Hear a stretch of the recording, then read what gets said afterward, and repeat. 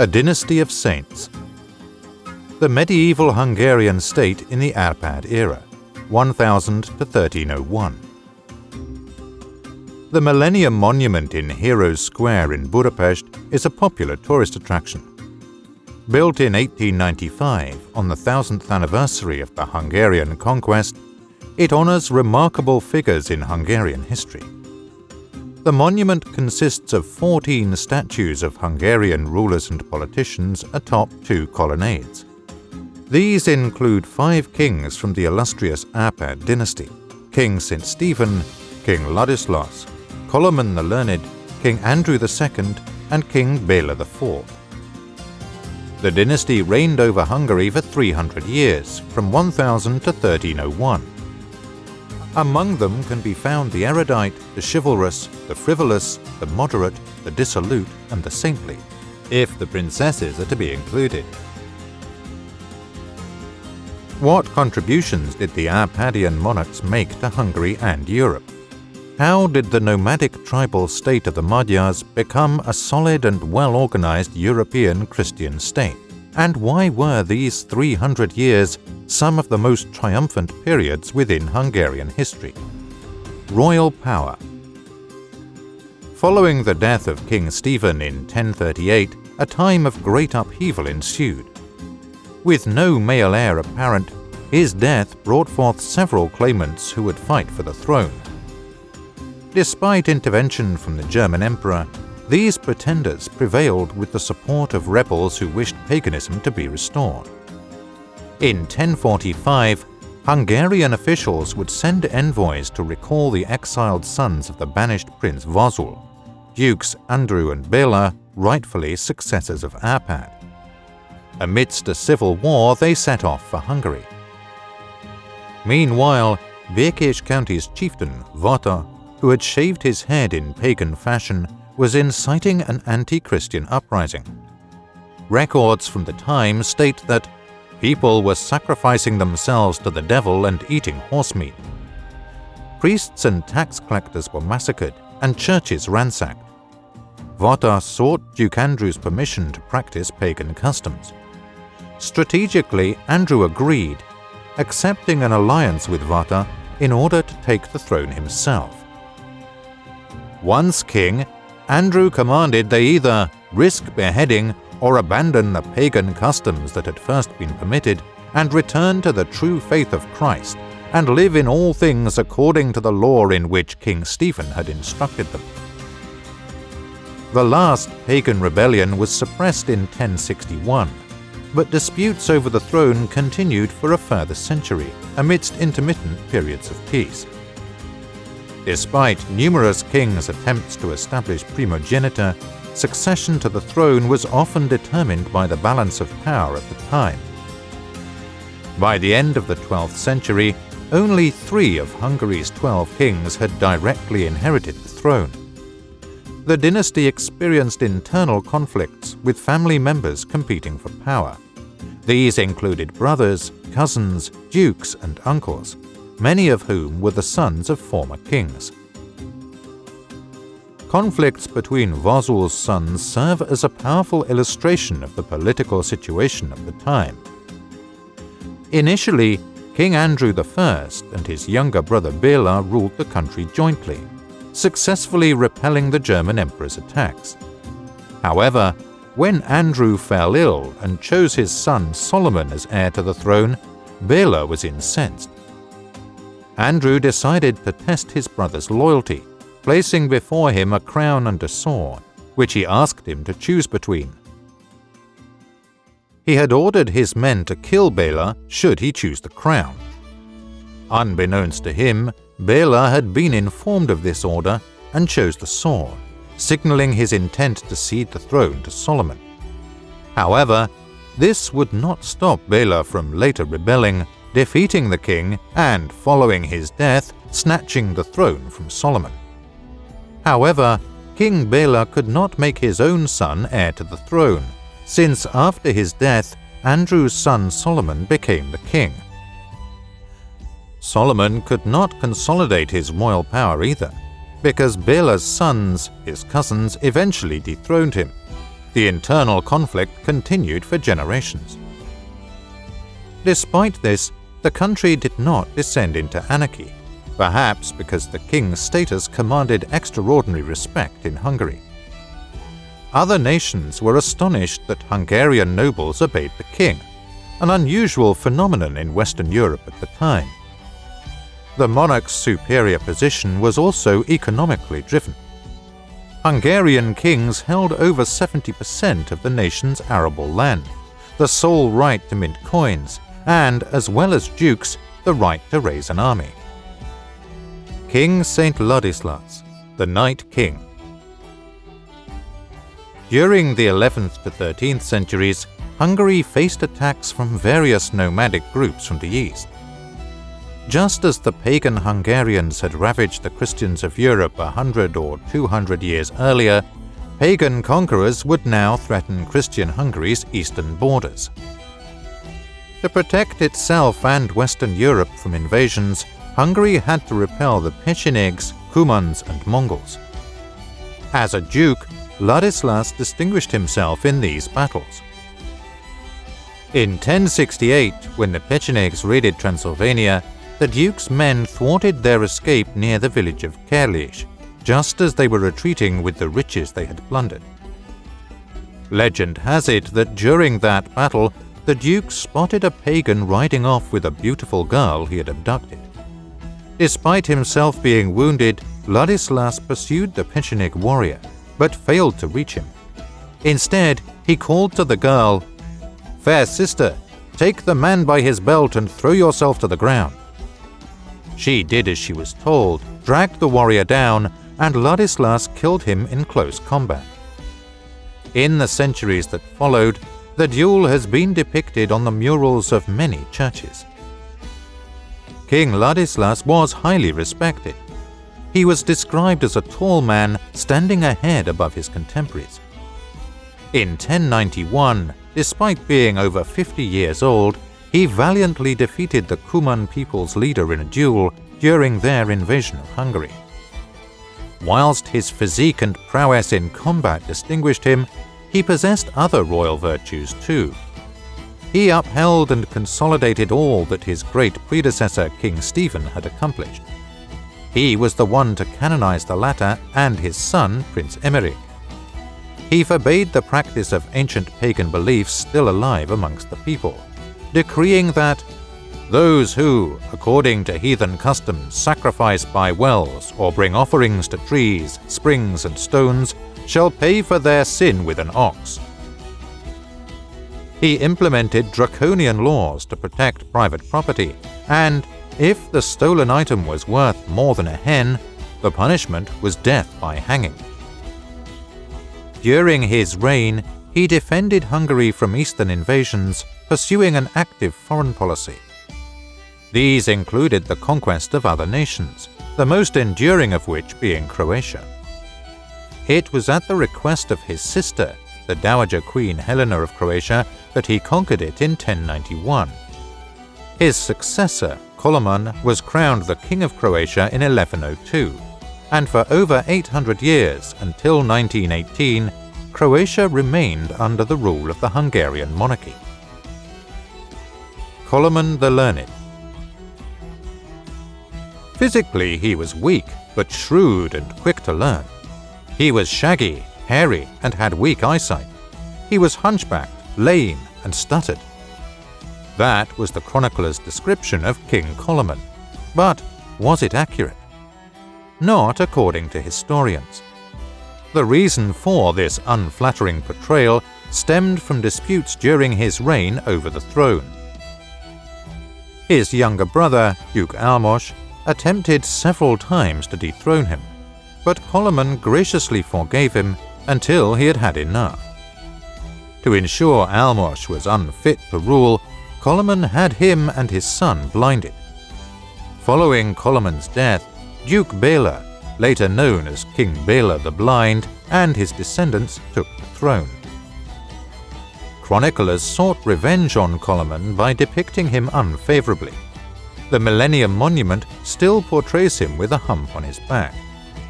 The statue does display a flattering detail, however. The king is shown leaning on his books.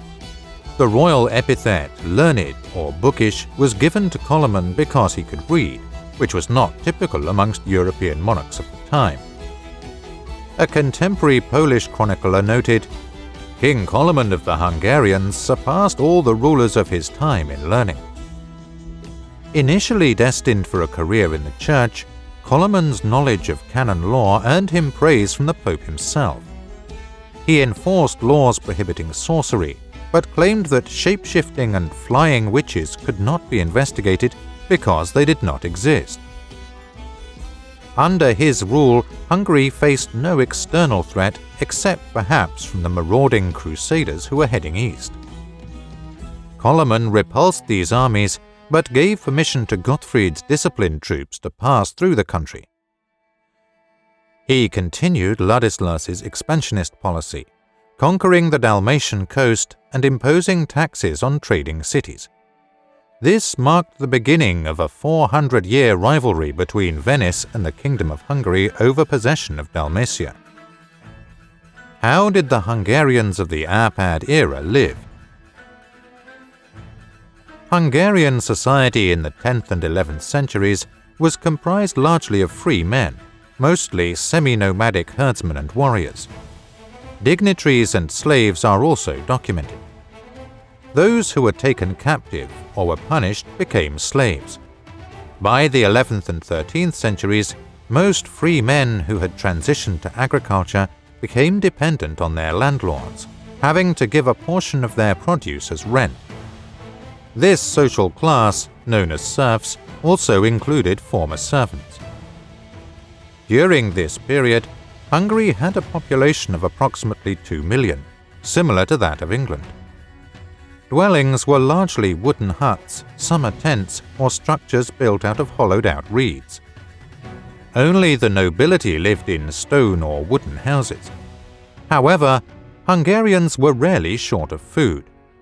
A French crusader reported that several types of meat and other foodstuffs in which their land abounded were plentiful, whilst an Arab trader noted, "Hungary is one of the countries where life is easiest and best."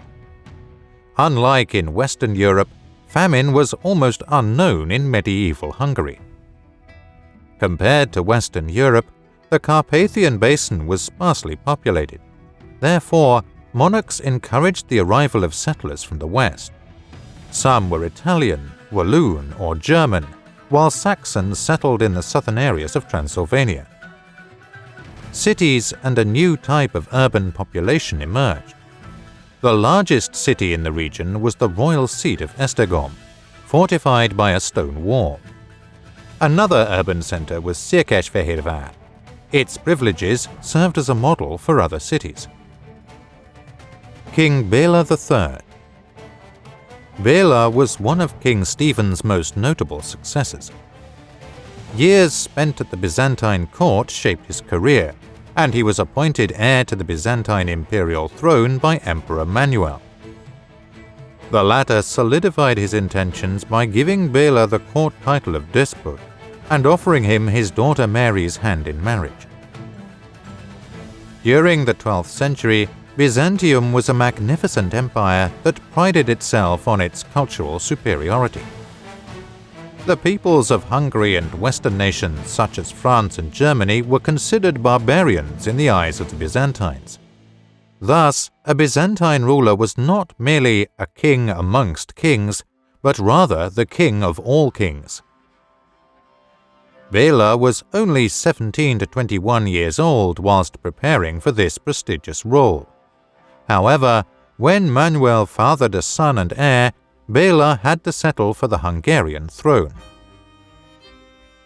Béla III's reign was one of the most glorious periods in medieval Hungary.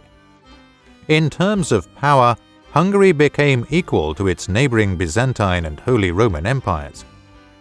After Manuel's death, Béla retook Croatia and Bosnia from Byzantium, pushing as far as Sofia, eventually allying with the emperor. He married off his daughter to the Byzantine Emperor Isaac II, and following the death of his first wife, he married Margaret of Kappé, daughter of the French king and widowed Queen of England. His annual income was 23 tons of silver, compared to the 17 tons for the King of France and 9 for the King of England. He ordered ambitious construction works, such as rebuilding the royal palace at Esztergom in French Gothic style. He established a royal chancellery where Paris and Oxford-educated clerics worked. Amongst them his anonymous notary, Anonymous, author of Hungary's first chronicle of Hungarian history. Although documents of the time were in Latin, the first Hungarian language text, Funeral Sermon and Prayer, was also written during this period. It is likely that it was Bela III who adopted the double cross as the Kingdom of Hungary's insignia. Initially used by emperors of Byzantium, it would later appear on Hungary's coat of arms. He was also likely the king who merged the two parts of the Hungarian crown to form the Holy Crown. The Holy Crown. One of the oldest surviving royal crowns in the world, it is still on display in the Dome Hall of Budapest's Parliament building. For over a century, it was thought that St. Stephen was the first to be crowned with it, as many illustrations show. However, more recent historians have refuted this claim, and its origin is still disputed. Most plausible explanations assert that the crown consists of two parts, a lower Byzantine and an upper Latin part. These were joined afterwards, possibly during the 12th century. With its semicircular arch, cross on top, and hanging pendants on either side, the crown bears a remarkable resemblance to those of Greek emperors of the time. This suggests that Bela III may have played a significant role in its design. King Emmerich, Bela's son, was the first to be depicted with a closed crown, probably the Holy Crown, on a gold seal from 1202.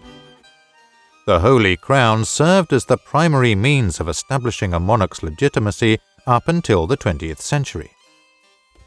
During the Middle Ages, only those crowned with the Holy Crown by the Archbishop of Esztergom at Székesfehérvár were considered legitimate Hungarian monarchs. The Golden Bull.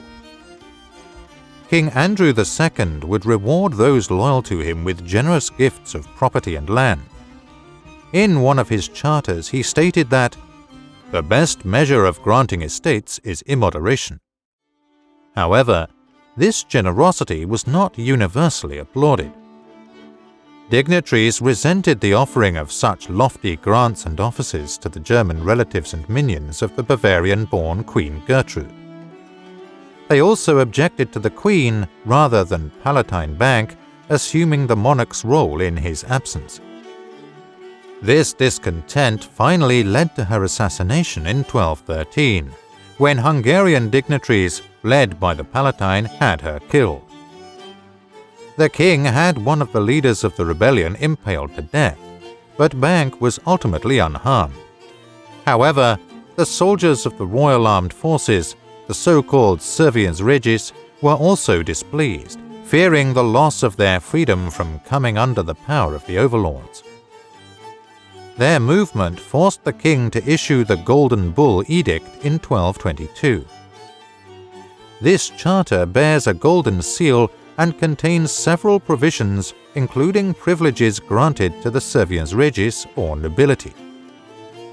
These privileges include tax exemption, protection from arrest without a court order, and no obligation to participate in wars outside the country.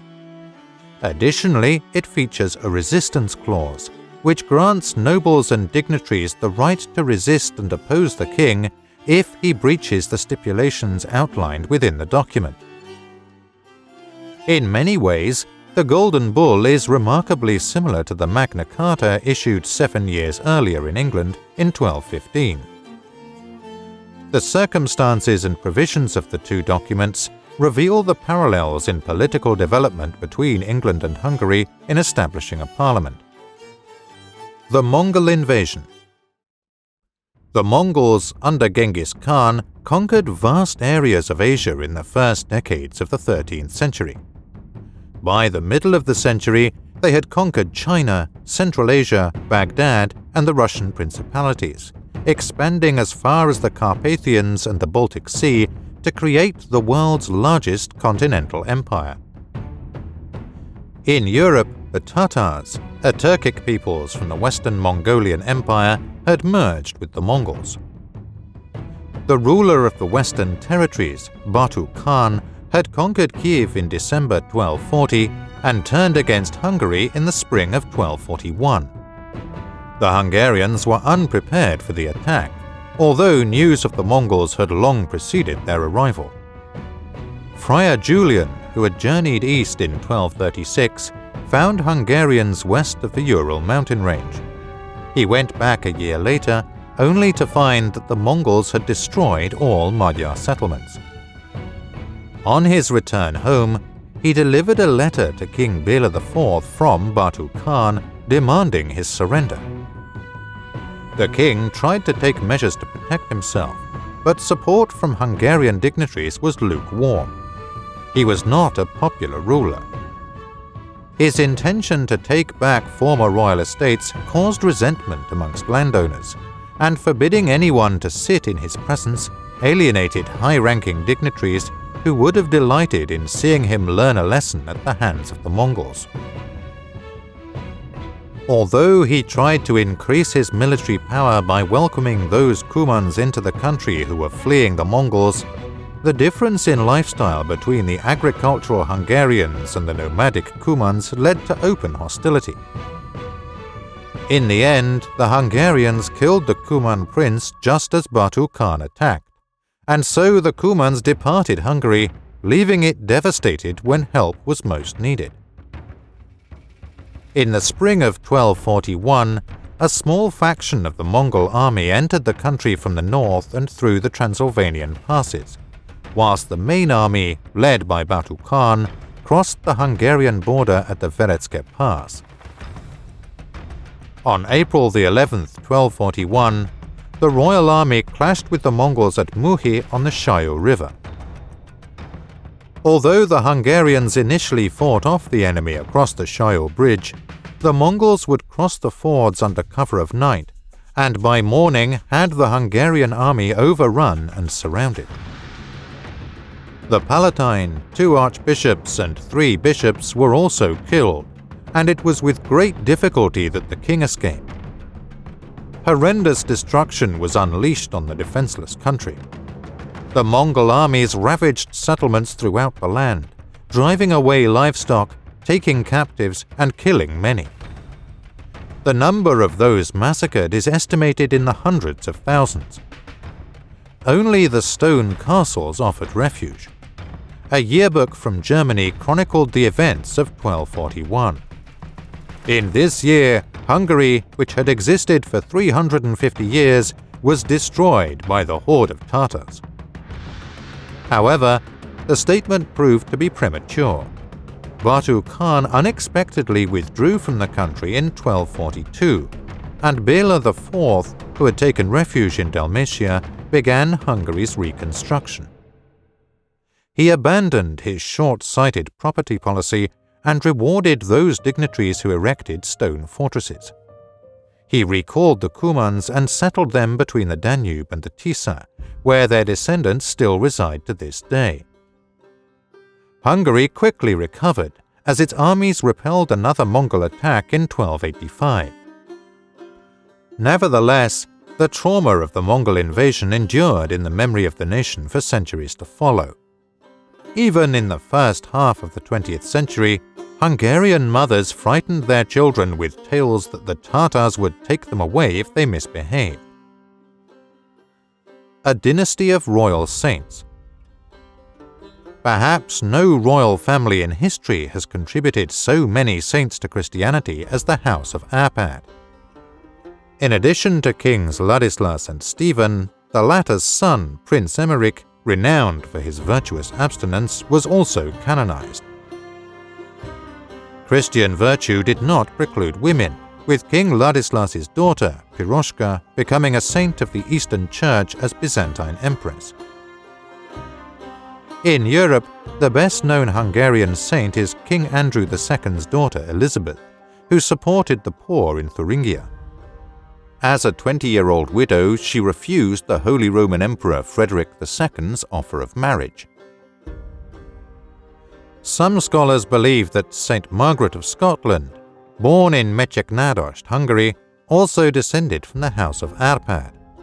This is based on the possibility that her mother, Agata, was Saint Stephen's daughter. The daughter of King Béla IV, Saint Margaret, is also worth mentioning. Born during the Mongol invasion, the king offered her to God for the salvation of Hungary.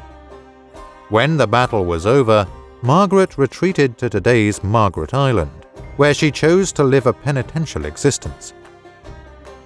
She would refuse proposals from both the Czech and Polish kings, despite her parents' attempts to persuade her otherwise. She was not, however, the last of the Arpad family to be canonized. Her sister Kinga, another daughter of Bela IV, married the Polish prince and built hospitals, churches, and monasteries throughout Poland. She was canonized by Pope John Paul II in 1999. Andrew III, the last king of the Árpád dynasty, lived 2 weeks into the 14th century. Thus, in 1301, the dynasty came to an end. During the Árpád's 400-year reign, Hungary became a dominant power in Central Europe.